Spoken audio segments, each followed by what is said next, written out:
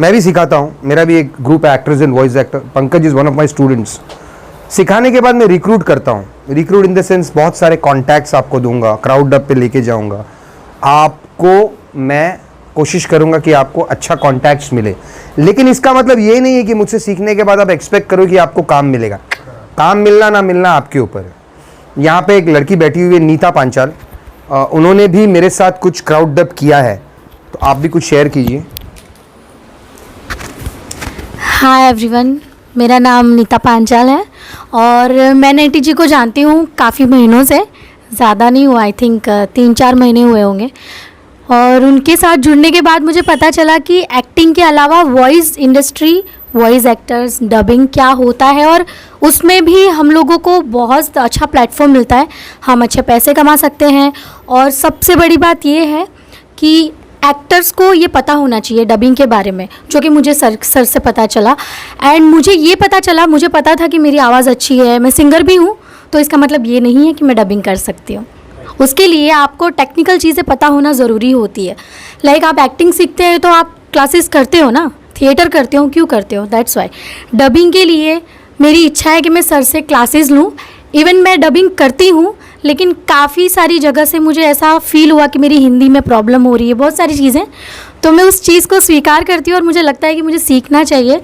तो डेफिनेटली मैं सर से सीखूँगी और क्लास लेने वाली हूँ मैं सर से ही।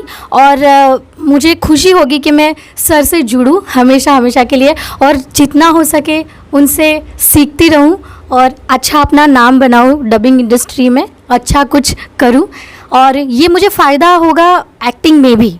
So thank you so much sir. तो आपको कोई भी नहीं रोक सकता। आपको पता है कहाँ ऑडिशंस होती है एक्टिंग की। आपको कुछ, अगर आप डबिंग फील्ड में आए हो तो नेचुरली आपको पता लग जाएगा कि मुंबई में जितने पान की दुकान नहीं है उतना ज़्यादा डबिंग स्टूडियो है। ट्रस्ट मी, हर गली, हर कूचे, हर घर में कोई होम सेटअप ला के बैठा है, हर कोई काम कर रहा है।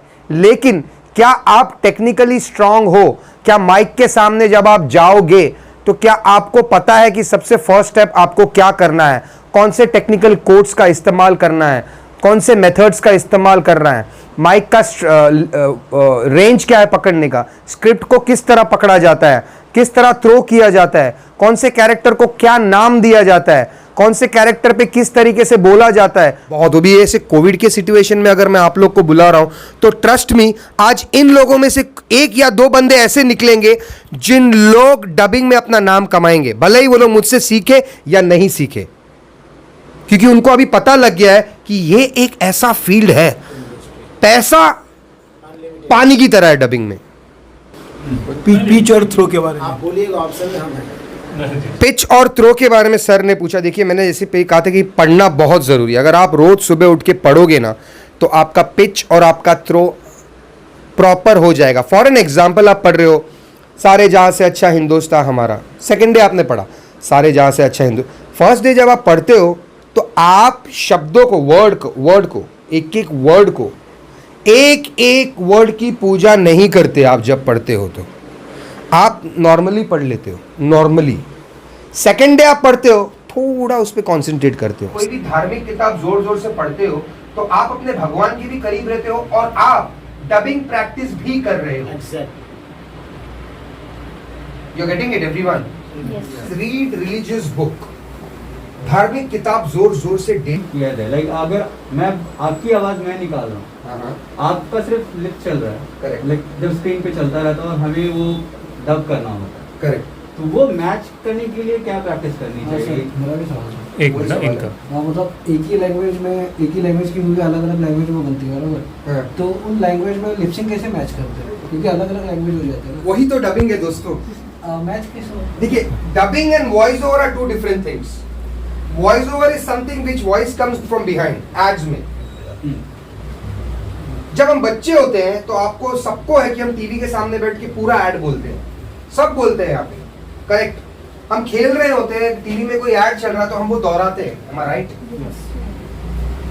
एंड वॉइस ओवर क्या होता है कि हम, आपका सवाल था कि हम वो कैसे करें।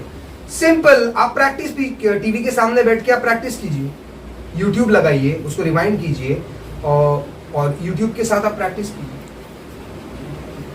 अगर आप कोई हॉलीवुड मूवी देख रहे हो और आपको हिंदी में डब करना है, तो आप वो हॉलीवुड की स्क्रिप्ट को हिंदी में लिखिए और उसके बाद उसको रिवाइंड कीजिए और लिप सिंक कीजिए। टॉप वॉच लाके देखिए कि आपकी टाइमिंग उसकी टाइमिंग बराबर है। देखिए ऐसा नहीं है कि एक अकेला बंदा ट्रेन नहीं हो सकता है, लेकिन उसके लिए बहुत डेडिकेशन चाहिए। अगर आप कोई 9 to 7 जॉब कर रहे हो तो आप डबिंग मत कीजिए। अगर आपका कोई बिजनेस है तो will respect. If you respect the studio like a temple, मस्जिद और अ चर्च, उसी तरह वो स्टूडियो आपको इज्जत देगा। जैसा आप देखोगे वैसा आपके साथ होगा, जैसा आप सोचोगे वैसा आपके साथ होगा, जैसा आप समझोगे वैसा आपको दुनिया समझेगी। It is all about here and here. दिल से नथिंग इज इम्पॉसिबल। हाँ, खाली मर के वापस आना इज पॉसिबल। सर आपके वहाँ पे ज्वाइन करना है तो प्रोसीजर क्या है? आप बाद में कांटेक्ट कर सकते हो उसके बाद क्या है क्या नहीं। क्योंकि क्या है, मेरे वहाँ पे अगर आप ज्वाइन करोगे भी ना, तो सबसे पहले मैं आपको एक स्टूडियो बुलाऊंगा जहाँ पे मेरा काम चल रहा है, वहाँ पे मैं आपका ऑडिशन लूंगा। ऑडिशन लेने के बाद मैं आपको बताऊंगा कि आप ज्वाइन कीजिए या नहीं। क्योंकि मैं आपको ट्रस्ट, मैं आपको भी कैलिबर देखूंगा ना आपने ये कर सकता है या नहीं कर सकता आगे। बहुत सारे स्टूडेंट ऐसे हैं जो लोग आते हैं और गाना लगे चले जाते हैं माइक के साथ। आप समझ रहे हो? इट इज वेरी इंपॉर्टेंट कि अगर आपको कोर्स करना है तो कोर्स करने के बाद मैं सर्टिफिकेट भी प्रोवाइड करता हूँ, मैं रिक्रूटमेंट भी प्रोवाइड करता हूँ। अगर आप में वो जज्बा है तो ट्रस्ट में आपको बहुत सारे कॉन्टैक्ट्स, बहुत सारे इंफॉर्मेशंस डबिंग से जुड़े हुए, आप अगर हिम्मत नहीं हारोगे तो आप डबिंग इंडस्ट्री में बहुत कुछ करोगे सर। इतना बिजी हो जाओगे कि आप कमाओगे।